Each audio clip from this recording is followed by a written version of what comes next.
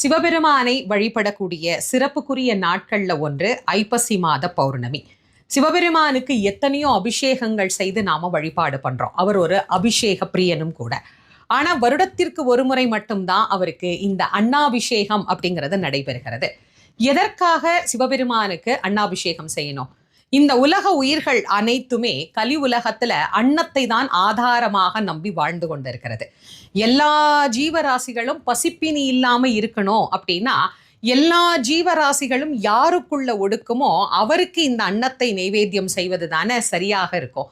அதனாலதான் நம்முடைய முன்னோர்கள் அனைத்து ஜீவராசிகளுக்கும் நாயகனாக விளங்கக்கூடிய பரபிரம்மமாக இருக்கின்ற சிவபெருமானுக்கு அன்னாபிஷேகம் செய்து உயிர்கள் அனைத்தும் அன்னக்குறை இல்லாம இருக்கணும் அப்படின்னு பிரார்த்தனை செய்து கொண்ட நாளே இந்த ஐப்பசி மாத பௌர்ணமி திருநாளாகும். உங்க வீட்டுக்கு பக்கத்துல சிவன் கோயில் இருக்குன்னா முதல் நாளே போய் சிவபெருமானுக்குரிய அன்னாபிஷேகத்துக்கு அரிசி வாங்கி கொடுத்துட்டு வரலாம்.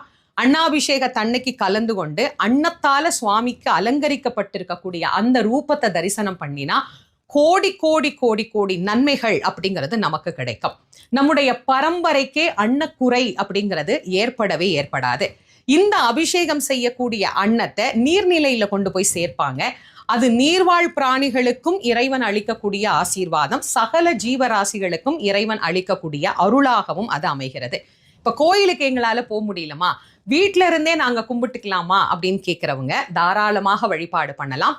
வீட்டுல நீங்க லிங்கம் வச்சிருக்கிறீங்க அப்படின்னா நீங்களும் சிவபெருமானுக்கு செய்யக்கூடிய அபிஷேகம் எல்லாம் செஞ்சுட்டு நிறைவா அன்னத்தை பச்சரிசியில சாதம் வடிச்சு அதை ஆற வச்சு அந்த சாதத்தை சுவாமிக்கு அபிஷேகம் பண்ணி நல்லா அலங்காரம் பண்ணி தீப தூப ஆராதனை காட்டி சிவபுராணம் எல்லாம் பாராயணம் பண்ணி வழிபாடும் செய்து கொள்ளலாம். இப்ப எங்க கிட்ட லிங்கம் இல்லமா, படம் தான் நாங்க வச்சிருக்கிறோம் அப்படிங்கிறவங்க அன்னத்தை சுவாமிக்கு நைவேத்தியம் பண்ணியும் வழிபாடு பண்ணலாம். மறக்காம இந்த நாள்ல ஒரு 2 பேருக்காவது அன்னதானம் செய்தோம் அப்படின்னாலும் அது மிகப்பெரிய பலனை பெற்றுத்தரும். என்னைக்கு இது வருது அப்படின்னா 5ஆம் தேதி 11வது மாதம் 2025 அன்னாபிஷேகம் நமக்கு நடைபெற இருக்கு. வாய்ப்பு இருக்கிறவங்க கோயிலுக்கு போங்க, முடியாதவங்க வீட்டுல இருந்து கும்பிடுங்க. முடிஞ்ச வரைக்கும் 2 பேருக்காவது அன்னத்தை தானம் பண்ணுங்க. பரம்பரைக்கே அன்னக்குறை வரக்கூடாது அப்படின்னு எல்லாம் அல்ல சிவபெருமான நானும் பிரார்த்தனை பண்ணிக்கிறேன்.